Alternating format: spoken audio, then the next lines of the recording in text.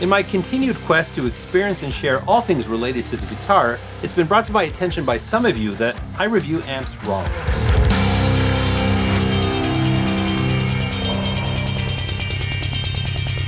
Hey there, I'm Dan, the self-proclaimed Lonely Rocker. Thank you so much for joining me today. As my channel grows, my inventory of amps keeps growing. I just sold one this past week, so I got 6 amps here, a few more on the way, and I'm doing more and more amplifier reviews.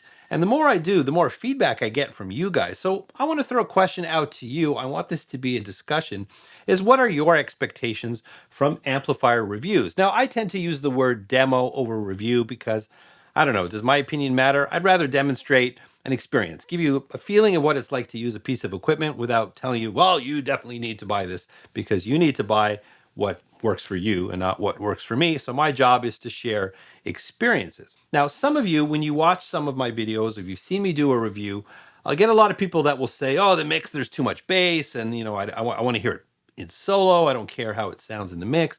We get a lot of feedback like that. But let's take a look at perspective, because we all have different perspectives. But most of you, I'm certain, if you like music, your perspective of amplifiers is actually the recorded tone. Just to clarify, when I say recorded tone, I'm referencing a finished guitar sound that we hear in a final mix or we hear in one of our favorite songs. Just want to make sure that we understand each other.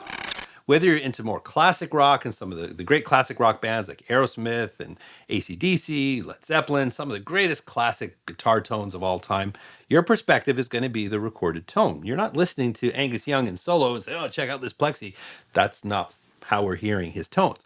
Now, more modern players, with multi-tracking, panning left and right, big guitar sounds, your perspective is the recorded tone. So when it comes to demonstrating an amplifier, me trying to translate that amp so you can get a feeling of what it's like is actually next to impossible. Now, I'm going to throw a couple of names at you because, yes, some of us guitar player YouTubers, we do talk to each other. In fact, I'm part of a little group of other guitar YouTubers. A couple of guys that I know you know well. One is a good friend of mine, John Simons from Sonic Drive Studios. I think he's one of the best reviewers out there when it comes to amplifiers. He has an impressive collection and he knows how to use those amplifiers. He really delivers an experience because it's about the music. He spends a lot of time crafting great riffs. I mean, the guy's a riff machine. He knows how to dial an amp and he knows how to record it. Now, he doesn't process those guitars. He'll double track them. He'll give you an example of what that sounds like in a mixed context, and then he'll give you solo examples and he'll cut between them. And I think it's a very rounded presentation, and I really, really like his style, and I think it really, really works. He still gets criticism sometimes from people who think, well, you're over-processing your tones. That's not what it sounds like. But from my perspective, I really like the way he presents, and I think it's a pretty honest representation of what his amps sound like. Another reviewer, another guy that we all know, Kyle Bull, we talk to him all the time. He has a simplistic style, and it's his thing. He calls himself a belligerent amateur, but he's perfected that, where he has a setup that's comfortable and it's consistent. So he'll take an amplifier, he'll plug it through the same cabinet with the same microphone into the same speaker. So there's maybe a comparison between the different amplifiers that he presents. Now, his thing is he's delivering the unprocessed audio to you. Now, nothing is unprocessed in this world because a speaker is a processing process, right? Any speaker, if you change the speaker, change the microphone, even 1 degree off, it's going to change the sound of that amplifier. So he's tried to create some consistency, so maybe there's a comparison point between all of the amps that he does demonstrate or review. Now, further to that, let's look at modelers, because that's a big discussion. A lot of you guys are growing up in the modeling generation and maybe never played an amplifier, and maybe you're interested, so you're checking out reviews and you want to hear what the amplifier sounds like. But here's the thing. Modelers are a lot easier to review because they're digital devices. I can plug it into my computer via USB. I can record that digitally into my DAW, put it into a video, and send it back to you. So as long as you're listening to on decent headphones or decent speakers, it'll translate. It'll be pretty close to what I'm hearing here in my room. It'll be an honest representation of what I'm presenting to you. You can hear almost pretty much what I'm hearing. With an amplifier, how on earth am I supposed to do that? Because the process could be so different. And anyone who does play real amplifiers know that there's no substitute for sitting in a room in front of an amplifier with a real speaker and just getting blasted. It's an experience that a modeler can't deliver. Where you compare the two, because you hear a lot about those debates about, modelers are here, amps are dead. But modelers represent the recorded tone. That's what they do. Because if you look at the process that all of these companies who make modelers, they talk about their process. They use the best microphones, the best preamps in the best rooms. They choose that the perfect amplifier for that particular model. They're giving you a professionally recorded and processed tone. So it really is apples to oranges. It's not the same comparison. You're hearing a finished tone. Yet when you process an amplifier or put it into a mix, some people are complaining, saying, hey, that's not what the amplifier sounds like. Which one is it? Hold on a second. Let me think about this. So if I record an amplifier, which I like to do, and I put it through its paces, and I present it to you, what you're hearing on the other end is actually not that different from an amp model, because that's already been processed. So what's the difference? This is more complicated than I thought. Now, I am curious, what are your expectations? What are your expectations when you watch an amplifier review? On this channel, I'm trying to share experiences. All of these amplifiers, these are tools, and I record them.